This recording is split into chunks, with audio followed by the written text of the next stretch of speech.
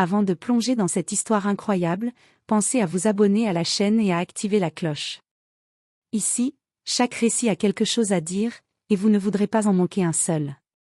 Je m'appelle Martha Wilson, j'ai 68 ans. Et ce jour-là, je pensais simplement fêter mon anniversaire entouré de ma famille. C'était un samedi clair d'avril, le genre de matin où l'air sent encore un peu la rosée et les fleurs d'un printemps timide. Je m'étais levée tôt, j'avais préparé ma robe bleue, celle que James, mon mari défunt, aimait tant. Cela faisait 3 ans qu'il était parti, et c'était le premier anniversaire que je passais sans lui.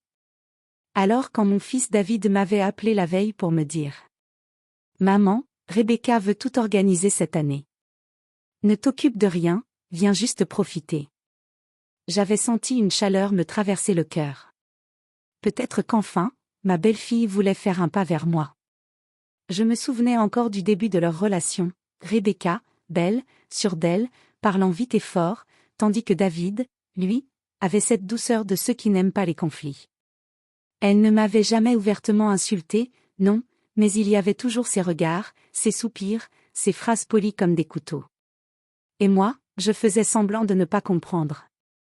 Parce que je voulais garder la paix. Ce matin-là, j'ai pris le bus avec un petit gâteau au citron, ma recette préférée, et un bouquet de pivoine que j'avais fait livrer à leur adresse. Quand je suis arrivée devant la maison, j'ai entendu de la musique, des rires, des voix. J'ai souri. J'ai pensé, ils ont vraiment tout préparé pour moi. La porte s'est ouverte. Rebecca se tenait là, élégante, impeccable, un large sourire aux lèvres. Mais dans son regard, j'ai vu cette lueur étrange. Celle qu'on reconnaît trop tard. Elle m'a pris par le bras, d'un geste faussement doux. « Martha, il faut que tu viennes voir ça. La surprise est dans le sous-sol. » Je l'ai suivie sans méfiance. Le sol en bois craquait sous nos pas. Elle a ouvert la porte du sous-sol, m'a invité à descendre. L'air y était plus froid, humide. Je distinguais à peine quelques cartons, une ampoule nue qui pendait. Puis, sans prévenir, la porte s'est refermée. Un claquement sec, puis le bruit du verrou. « Rebecca » ai-je appelé. Silence. J'ai frappé. Rien. Et au-dessus, j'ai entendu des rires. Des applaudissements. La musique a repris, plus forte. Comme si de rien n'était. Je me suis assise sur la dernière marche, incapable de comprendre. C'était mon anniversaire. Et j'étais enfermée. Dans le noir. Par ma propre belle-fille. Les minutes ont passé, puis les heures. J'ai regardé ma montre, 8 heures, puis 9 heures, puis 10 heures du soir. Mes mains tremblaient, mon souffle était court. J'avais soif, froid, mais plus encore, j'avais mal au cœur. Pas à cause de la peur. Mais à cause de la trahison. J'avais élevé mon fils seul après la mort de James. Je m'étais privée pour lui, j'avais tout donné pour qu'il ne manque de rien.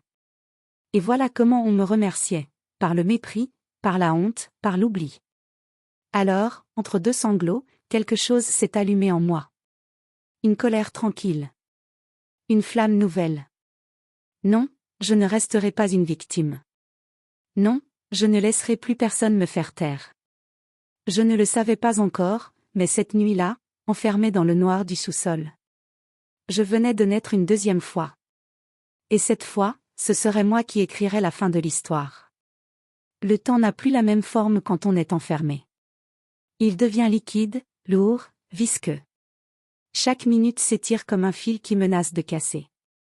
Je ne sais pas combien d'heures se sont écoulées avant que je me décide à bouger. Au début, je pensais que c'était une blague. Que Rebecca allait ouvrir la porte avec un rire forcé, une caméra dans les mains, et dire « Surprise, Martha. Joyeux anniversaire. » Mais rien. Rien que le silence et le bruit lointain de la fête au-dessus. Je distinguais, par moments, le son des pas, les éclats de rire, le tintement des verres. Il fêtait. Sans moi. Je me suis levée lentement, mes jambes engourdies par le froid du béton.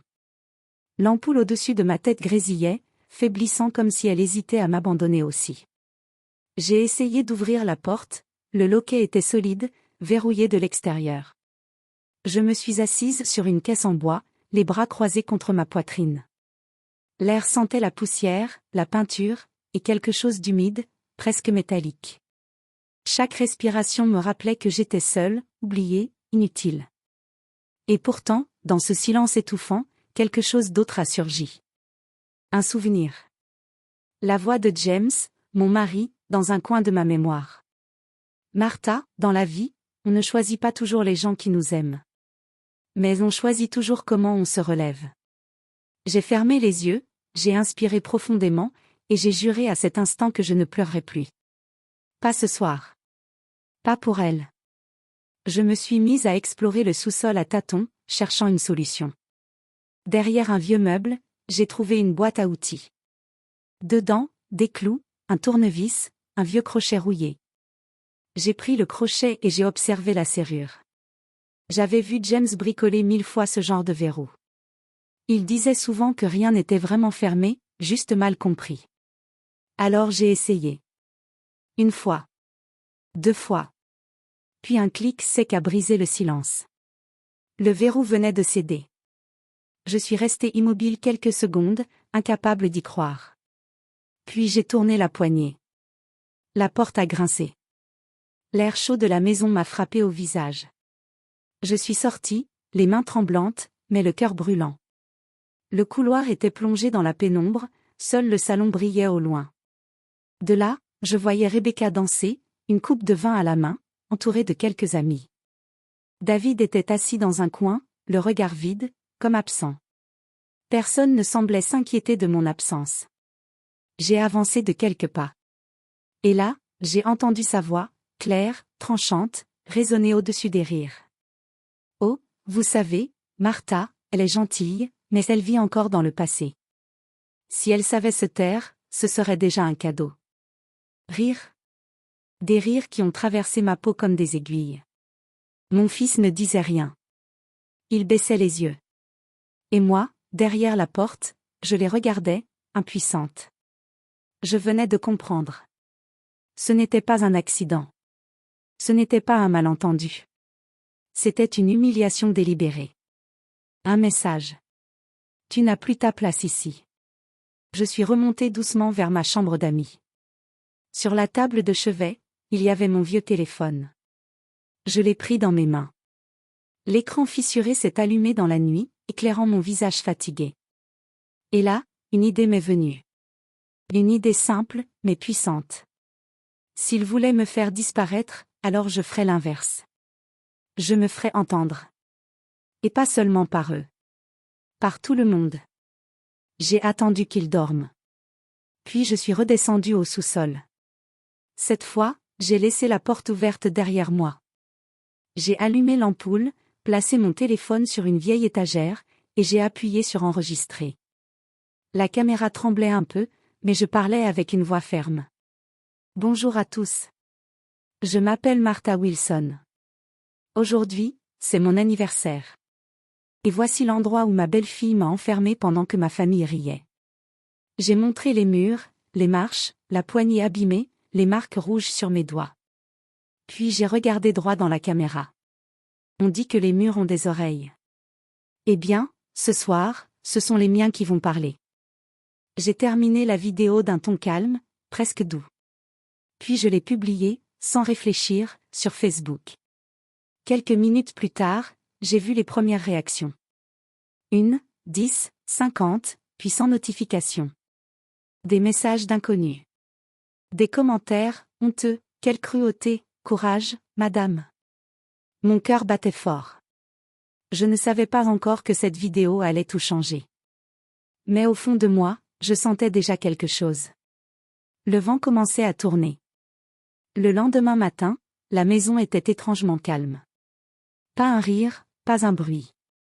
Seulement le tic-tac d'une horloge quelque part dans le couloir. Comme si le temps lui-même retenait son souffle. Je me suis levée tôt, encore un peu engourdie par la nuit. J'avais passé des heures à relire les commentaires sous ma vidéo. Des centaines de messages, de femmes, d'hommes, de jeunes, de vieux. Tous disaient la même chose, ce que vous avez vécu est impardonnable. Et pour la première fois depuis longtemps. Je me sentais crue. Entendue. Je suis descendue à la cuisine. Rebecca était déjà là, en robe de soie, tasse de café à la main. Elle m'a regardé d'un air froid, presque amusé. Bien dormi, Martha? Sa voix traînait sur chaque syllabe comme une lame sur du verre. Je l'ai regardée droit dans les yeux. Mieux que toi, j'imagine. Elle a sursauté. Elle ne s'attendait pas à ça. Pas de peur, pas d'excuses. Juste une femme debout. Mon fils David est entré à ce moment-là. Les yeux cernés, la chemise froissée. Il semblait fatigué, abattu. Il a posé son regard sur moi, puis sur Rebecca. Qu'est-ce qui se passe ici? Rebecca a pris une grande inspiration. Rien, chérie. Ta mère a juste, mal interprété hier soir. J'ai ri doucement. Un rire bref, mais lourd. Mal interprété? Tu m'as enfermée dans le sous-sol, Rebecca. Pendant que tout le monde riait. Elle a levé les yeux au ciel. C'était une blague. Tu dramatises toujours tout. David a blêmi. Une blague. C'était donc ça, son excuse. Je me suis approchée lentement d'elle, jusqu'à ce que nos visages soient à quelques centimètres. Une blague, c'est quand tout le monde rit à la fin, Rebecca. Pas quand l'un d'entre eux pleure dans le noir. Son sourire s'est effacé. Elle a tourné les talons et quitté la pièce en silence. David, lui, est resté là, immobile. Maman, je ne savais pas. Tu n'as jamais voulu savoir, ai-je répondu calmement. Il a baissé la tête. Plus tard dans la journée, les choses ont pris une tournure inattendue. La vidéo avait dépassé les 200 000 vues. Des journalistes commençaient à m'écrire, des associations me contactaient. On voulait mon témoignage. Rebecca, elle, tournait en rond dans la maison, le visage fermé. Son téléphone sonnait sans arrêt. Je l'entendais murmurer, nerveuse. Non, je ne parlerai pas à la presse. C'est exagéré. Oui, c'est elle qui ment. Les mensonges s'effondraient un à un, et je voyais la peur dans ses yeux. Pas celle d'être punie, mais celle d'être vue telle qu'elle est. Car la honte, quand elle éclate au grand jour, brûle plus fort que la colère. En fin d'après-midi, David est venu me trouver dans le jardin. Le vent faisait bouger les branches du vieux chêne que James avait planté. C'était notre endroit à nous, le seul encore paisible. Il s'est assis à côté de moi sur le banc. Long silence. Puis il a murmuré. « Maman, pourquoi tu as posté cette vidéo? Tu sais ce que ça va provoquer? » Je l'ai regardé longuement. « Oui, David. Je le sais. Et c'est justement pour ça. Parce que tout le monde doit savoir jusqu'où le silence peut mener. » Ses yeux se sont embués. Il a hoché la tête, incapable de répondre. Il comprenait enfin. Le soir venu, Rebecca a explosé. Elle a jeté mon téléphone sur le canapé, furieuse. « Tu es en train de détruire notre vie. Tu te rends compte? Tout le monde me juge, tout le monde me pointe du doigt. » Je suis restée calme. « Non, Rebecca. Je ne détruis rien. Je montre juste la vérité. C'est elle qui fait le reste. » Elle m'a fixée, tremblante, puis a hurlé. « Vieille sorcière. Tu crois que les gens vont te croire longtemps? » Je me suis approchée, très lentement, et j'ai murmuré. « Ils me croient déjà. Et tu sais pourquoi? Parce que je n'ai plus rien à perdre. » Elle est restée figée, incapable de répondre. Puis elle est montée dans sa chambre, claquant la porte si fort que la maison en a tremblé. Cette nuit-là, j'ai ouvert la fenêtre de ma chambre. Le vent portait l'odeur de la pluie et le chant des grillons. J'ai levé les yeux vers le ciel. Je pensais à James, à toutes ces années passées à faire semblant, à supporter. Et pour la première fois depuis sa mort, j'ai senti qu'il serait fier de moi. Parce que j'avais choisi de me battre, non pas avec la haine, mais avec la vérité. Le lendemain, le monde allait savoir. Et cette fois, ce seraient eux qui devraient affronter le regard des autres. Le soleil s'était levé sur un dimanche étrange. Une lumière douce glissait à travers les rideaux, mais dans la maison, tout semblait figé. Rebecca ne sortait plus de sa chambre. David ne parlait presque pas. Et moi, j'attendais. Pas la vengeance. Pas la pitié. Juste le moment où la vérité ferait du bruit. Je me suis assise à la table du petit déjeuner, seule. La cafetière cliquetait dans le silence. J'ai ouvert mon téléphone. Ma vidéo, celle que j'avais postée la veille, venait de dépasser 1,2 million de vues. Des centaines de commentaires arrivaient chaque minute. Des mots de colère, de compassion, d'indignation. Des gens racontaient leurs propres histoires, leurs humiliations, leurs blessures.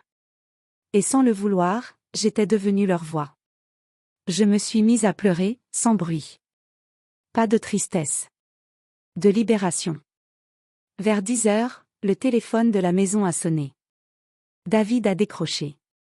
Ses yeux se sont écarquillés. Il m'a tendu le combiné d'une main tremblante. Maman, c'est la chaîne locale.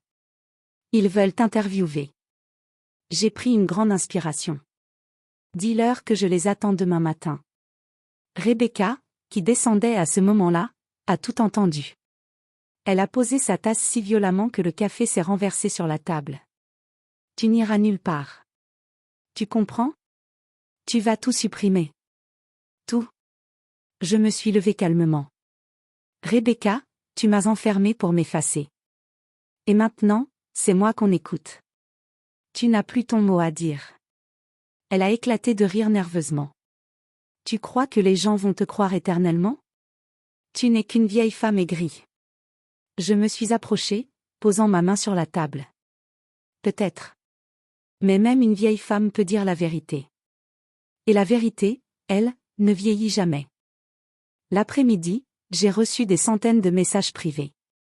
Des inconnus voulaient m'offrir de l'aide, du soutien, parfois même un avocat. Mais ce n'était pas ça que je cherchais. Je voulais qu'ils voient ce que j'avais vu. Qu'ils entendent ce que j'avais entendu. Alors j'ai monté une deuxième vidéo. Avec les photos du gâteau sans mon nom. Avec la bande sonore de la fête, les rires, la musique, les voix. J'ai ajouté ma narration, simple et calme. Pendant que ma belle-fille riait, j'étais dans le noir. Mais parfois, il faut traverser l'obscurité pour que la lumière prenne tout son sens. Je l'ai publiée. Et en moins d'une heure, elle est devenue virale. Les chaînes nationales ont repris l'affaire. Les hashtags Justice pour Martha et #SousSolGate sont apparus partout. La maison, d'un coup, est devenue le centre d'une tempête médiatique. Rebecca a perdu le contrôle. Je la voyais errer dans le salon, les yeux rouges, son téléphone collé à l'oreille. Elle appelait des amis, sa mère, un avocat. Mais rien n'arrêtait la vague. Tout ce qu'elle avait caché sous ses sourires parfaits s'effondrait sous le poids d'un simple mot, la vérité.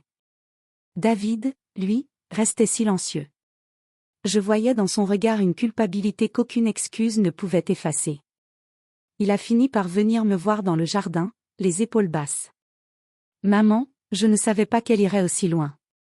Je suis désolée. Je lui ai répondu doucement. Ce n'est pas elle seule qui m'a enfermée, David. C'est ton silence aussi. Il a hoché la tête, les yeux pleins de larmes. Le lendemain, les journalistes sont venus. Des caméras, des micros, des lumières. Moi, assise sur le perron, j'ai raconté mon histoire sans détour. Pas pour me venger, mais pour libérer tous ceux qui, un jour, avaient été réduits au silence. Quand la diffusion est passée le soir même, je suis restée seule dans ma chambre, à regarder. Et là, sur l'écran, j'ai vu la femme que j'étais devenue. Droite, calme, digne. Pas une victime. Une survivante. Dans les jours qui ont suivi, Rebecca a quitté la maison. David m'a dit qu'elle ne supportait plus le regard des gens, les murmures, les messages. Elle a disparu de la ville comme une ombre. Moi, je n'ai pas cherché à la retenir. Car parfois, la justice la plus puissante, c'est de laisser la honte faire son travail. Ce soir-là, je me suis assise devant la porte du sous-sol. Je l'ai ouverte. Je suis descendue lentement, jusqu'à la dernière marche. J'ai regardé autour de moi, cet endroit qui m'avait brisé. Et j'ai murmuré. Merci. C'est ici que je me suis retrouvée. Puis j'ai soufflé la lumière. Et je suis remontée, le cœur léger. Quelques semaines avaient passé depuis l'interview. La maison était redevenue silencieuse, mais plus rien n'était comme avant. Les voisins me saluaient avec respect. Les passants me reconnaissaient parfois dans la rue. Et sur Internet, mon histoire continuait de tourner comme une flamme impossible à éteindre. Pourtant, au fond de moi, une part restait lourde. Pas de haine de mémoire. Chaque fois que je passais devant la porte du sous-sol, un frisson me traversait. Pas à cause de la peur, mais de ce souvenir glacé de l'oubli. Un soir, j'ai reçu un message anonyme. Martha, tu ne connais pas toute la vérité sur ce qui s'est passé ce jour-là. Viens au café du parc demain, 10 heures. Mon cœur a battu plus fort. Je ne savais pas si c'était une menace ou une révélation. Mais à 10 heures pile, j'étais là. Le café était presque vide. Une femme d'une cinquantaine d'années, manteau beige et regard nerveux, s'est approchée. Vous êtes bien Martha Williams? Oui, c'est vous qui m'avez écrit? Elle a hoché la tête. Je m'appelle Hélène. J'ai travaillé pour votre belle-fille, comme décoratrice, il y a 3 ans. Je l'ai écoutée en silence pendant qu'elle me racontait comment Rebecca avait préparé depuis des mois cette mise en scène d'anniversaire. Comment elle s'était vantée de vouloir faire comprendre à sa belle-mère qu'elle n'était plus la bienvenue. Et comment David était au courant. Un froid terrible m'a traversé. Il savait, ai-je murmuré. Oui. Mais il pensait que c'était juste une blague. Il ne savait pas qu'elle vous enfermerait vraiment. Je suis restée immobile. Une blague. J'ai souri, amèrement. Voilà ce que j'étais, à leurs yeux. Une blague. En rentrant chez moi, je me suis arrêtée dans le jardin. Les roses blanches que j'avais plantées avec mon mari étaient en fleurs. Elles semblaient me regarder, comme pour me dire. Tu n'as plus besoin de vengeance. Tu as déjà gagné. Mais je n'étais pas encore en paix. Il manquait quelque chose. Une dernière chose. Alors, ce soir-là, j'ai pris la clé USB où j'avais conservé toutes mes vidéos, mes journaux, mes photos. J'ai tout rassemblé dans un petit dossier que j'ai appelé ce qu'ils ont fait. Et je l'ai envoyé à la rédaction de la chaîne nationale. Pas pour moi. Pour toutes les autres belles-mères du sous-sol, comme les gens disaient sur les réseaux. 3 jours plus tard, un reportage a été diffusé. L'histoire vraie de Martha Williams, du silence à la lumière. Ils y montraient mes vidéos, mon témoignage, mais aussi les preuves contre Rebecca, les messages, les mets, les préparatifs de cette fête humiliante. Ce fut un choc. Un séisme. Rebecca, qui s'était réfugiée dans un hôtel de luxe en Floride, a été retrouvée par des journalistes. Face aux caméras, elle a tenté de se défendre, mais ses mots tremblaient. Les images d'elle riant pendant que j'étais enfermée ont tourné en boucle sur les réseaux. Sa marque de vêtements a perdu tous ses contrats. Ses partenaires l'ont abandonnée. Et le pire, c'est qu'elle ne comprenait toujours pas pourquoi. David, lui, est revenu me voir. Les traits tirés, les yeux rouges. Il s'est assis en face de moi, sans oser parler. Alors, c'est moi qui ai brisé le silence. Tu savais, David. Pas tout, peut-être. Mais tu savais qu'elle voulait me faire du mal. Il a baissé la tête. Je pensais qu'elle changerait. Que c'était juste des mots. Je me trompais. Je l'ai regardé longtemps. Puis j'ai dit calmement. La vengeance, je n'en veux plus. Mais le pardon, ça se mérite. Il a levé les yeux, surpris.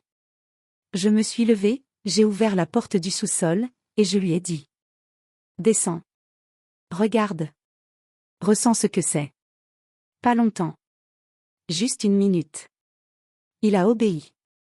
1 minute de silence. 1 minute dans le noir. Quand il est remonté, il pleurait. Et pour la première fois depuis longtemps, j'ai cru ses larmes sincères. Ce soir-là, j'ai allumé une bougie sur la table. Une seule flamme, pour tout ce que j'avais traversé.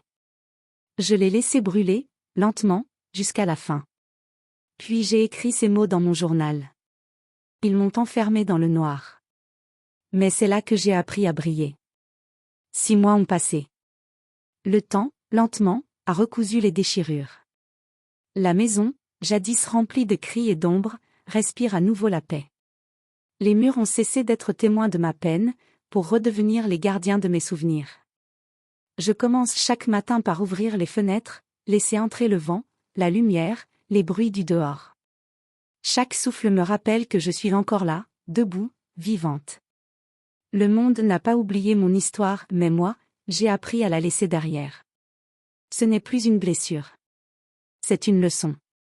David vient me voir souvent. Il m'aide au jardin, il parle peu, mais chaque geste qu'il fait est une excuse silencieuse. Un jour, il m'a apporté une lettre. Pas de lui. De Rebecca. Elle écrivait d'une écriture tremblante. Je sais que je t'ai fait du mal, Martha. Je pensais te punir, mais je me suis détruite moi-même. Si un jour tu peux me pardonner, je te promets d'être différente. J'ai lu la lettre plusieurs fois. Et à la fin, j'ai simplement murmuré. Je ne te souhaite plus de mal. Mais je ne veux plus te revoir. Le pardon n'est pas toujours un pont qu'on traverse à deux. Parfois, c'est juste une porte qu'on ferme sans colère. Peu après, une fondation m'a contacté. Ils voulaient créer une campagne contre les violences morales et la maltraitance envers les personnes âgées. Ils m'ont proposé de prêter ma voix. Je me suis retrouvée un matin dans un studio, casque sur les oreilles, micro devant moi. La lumière rouge s'est allumée, et j'ai lu les mots écrits sur la feuille. Vous n'êtes pas seul. Même dans le noir, il existe une main tendue. Ma voix tremblait un peu. Mais cette fois, ce n'était pas de peur. C'était d'émotion. Les semaines suivantes, je suis devenue une sorte de symbole malgré moi. Des lettres arrivaient du pays tout entier. Des mères, des grands-mères, des filles qui me disaient. Grâce à vous, j'ai osé parler. Et chaque message me rappelait que ma douleur avait servi à quelque chose. Ce que Rebecca avait voulu effacer, était devenu une lumière pour d'autres. Un soir d'été, je suis descendue une dernière fois au sous-sol. L'endroit n'avait plus rien d'effrayant. J'avais repeint les murs, installé des étagères, rangé des boîtes de souvenirs. C'était devenu mon atelier. Là où je peignais, écrivais, rêvais. Sur le mur principal, j'ai accroché une photo, celle de mon mari, souriant, tenant une rose blanche. Je me suis assise en face, un pinceau à la main, et j'ai murmuré. Tu vois, John? J'ai survécu. Et j'ai même appris à aimer ma vie. Le lendemain, j'ai reçu un appel inattendu. La chaîne de télévision voulait tourner un documentaire sur la résilience après l'humiliation. Ils m'ont demandé si je voulais être la première invitée. J'ai accepté, mais à une seule condition. Qu'on ne parle pas de vengeance. Seulement de renaissance. Aujourd'hui, quand je repense à ce jour d'anniversaire où ma belle-fille m'a enfermée, je ne ressens plus ni colère ni douleur. Je ressens de la gratitude. Parce que sans ce noir, je n'aurais jamais découvert la lumière qui était en moi. J'ai compris qu'on ne se venge pas en détruisant. On se venge en guérissant. Et ce soir, en regardant la flamme d'une bougie vaciller doucement sur la table, je sais que je n'ai plus rien à prouver. Je souris, simplement. Parce que j'ai enfin trouvé ce que j'attendais depuis si longtemps. La paix.